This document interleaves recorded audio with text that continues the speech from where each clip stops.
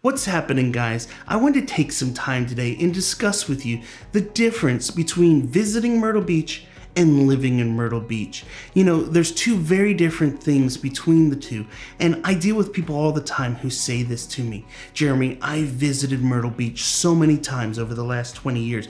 We come every year for vacation. We know the area. We want to move here. It's our dream to live here. We've wanted to do it our whole lives. Or maybe you're one of those people right now that's on your way back home and you just watched this video now because you were here in Myrtle Beach, and as you were driving home you said to your spouse, you know what? Let's move to Myrtle Beach. So I'm going to create this video today to kind of go through some of the basic things that you need to know and the differences between visiting and living in Myrtle Beach. And I'm going to break this down into basically three different subjects and three different topics. And we're going to go through this and explain to you the differences. And hopefully by the end of this video, you will be able to have a better understanding of what it's like to live here and the things that you need to consider before making the move to Myrtle Beach. So we're gonna break this down into basically three different topics. The first one's gonna be time spent, then we're gonna talk about money spent, and then finally, where you're actually going to live. And we're gonna discuss these three topics and talking about them for when you're visiting here versus when you're living here. So let's first talk about time spent. When you're on vacation, you don't have a care for the world. You can basically take off the watch, turn off the cell phone, and just enjoy the area.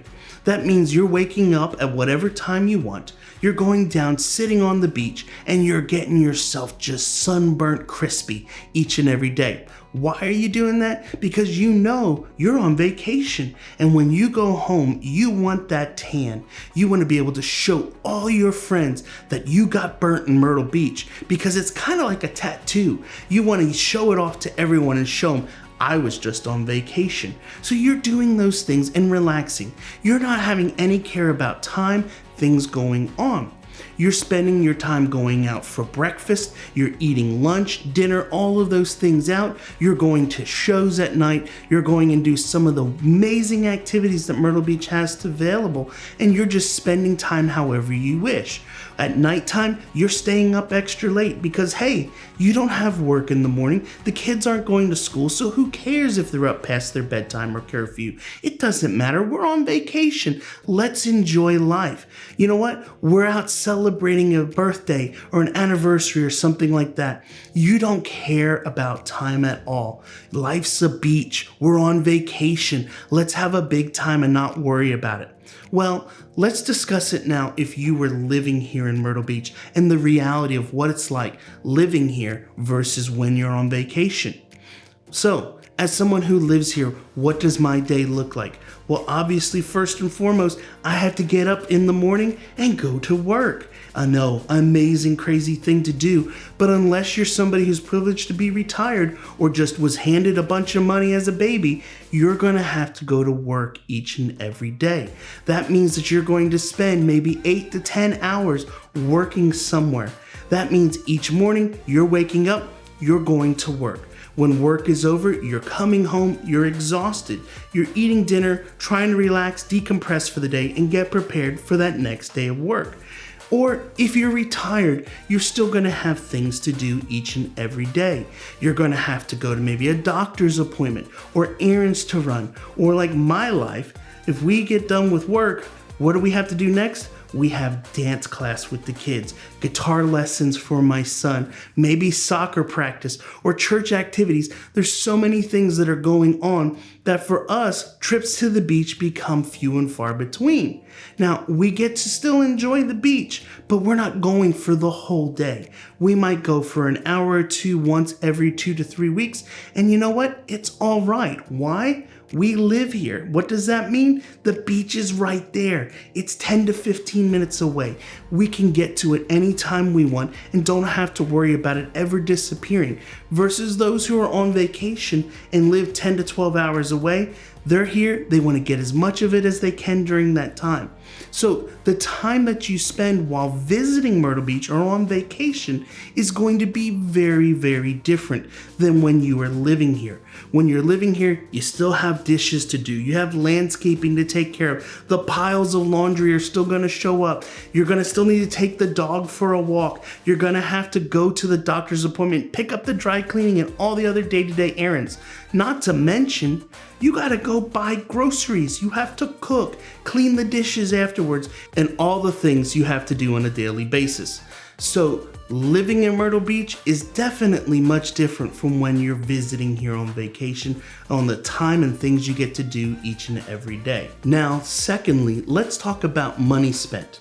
When you're visiting Myrtle Beach on vacation, you have saved up your money for maybe 6 months, 8 months, 10 months, maybe all year round, so that you can come down here on vacation and live life to your fullest, that you're able to go to those shows at night. You know, a trip to Pirates Voyage, it's not cheap. It can be pretty expensive for a family of 5. I definitely can't do it on a regular basis. It becomes a special thing to do on a very special occasion. So you're eating out when on vacation, every meal. That's breakfast, lunch, dinner. Maybe if you have a place that has a little mini kitchen in it, you might make a lunch sandwich or something like that. But normally you're eating breakfast out and dinner at least. Well, when you live here, you can't afford to go out to eat each and every night. If you did that, I figured probably you're looking at $6,000 to $8,000 a month on meals to eat out for a family of 4 or 5 people. That's very expensive.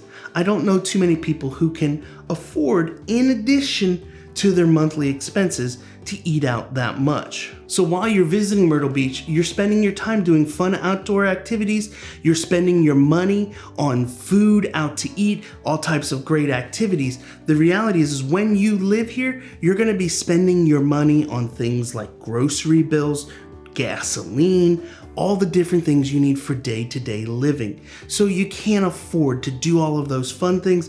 You're now gonna have to take that money and spend it on things for day-to-day living. And the final thing that I want to discuss is where you're going to live here in Myrtle Beach. When you're visiting Myrtle Beach on vacation, you're staying in one of the great, amazing oceanfront hotels or resorts.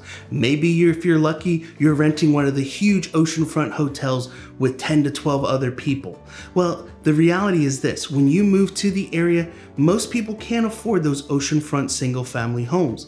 Those homes are going to normally cost $2 million to $3, maybe $4 or $4.5 million to purchase. So that may not quite be in your budget. So you may say then, well, how about one of those condominiums? Those are great options and it's an idea to do.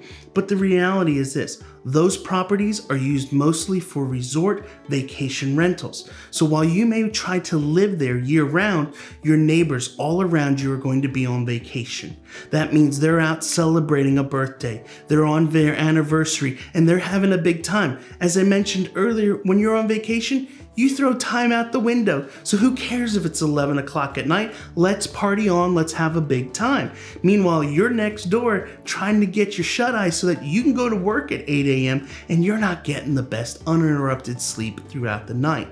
You're also going to have in those oceanfront resorts sand in the elevators all the time. You're going to have wet feet because people are in their bathing suits and all the other things that you would face in that resort.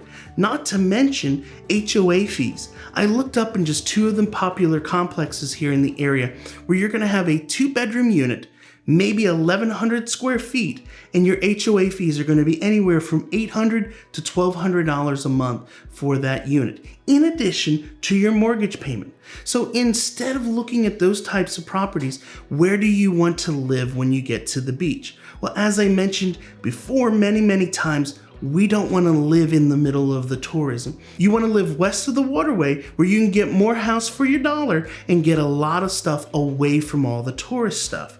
You have a much quieter, more relaxed, laid-back living lifestyle versus being right in the middle of all the action.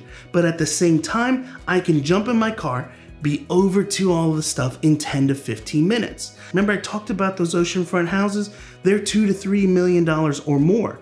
You come over on the west side of the waterway and we can easily find you some great homes in the $400,000 to $600,000 price range that are going to be huge homes, 3, 4, 5 bedrooms, 25 to 3,500 heated square feet in amazing communities with great amenities and things to do each and every day. And the best part is this, if I want to go to the beach, I'm only 10 to 15 minutes away. I'm close to all activities that I need to do and everything in the area. So think about living here in a different sense than when you're vacationing in the area, especially in the thought of where I want to live and spend my time. Once you kind of come to that realization, I don't want to be in all the tourist stuff, you're gonna find that you'll love living in Myrtle Beach a whole lot more. So anyway, guys, I hope you found value in this video today on the differences between living in the area versus visiting the area. As always, if you have questions about moving to the area, my information's down below. Shoot me an email, and if you enjoyed this video, do me a favor, give it a thumbs up, get that bell on, and I'll catch you in the next one. See ya.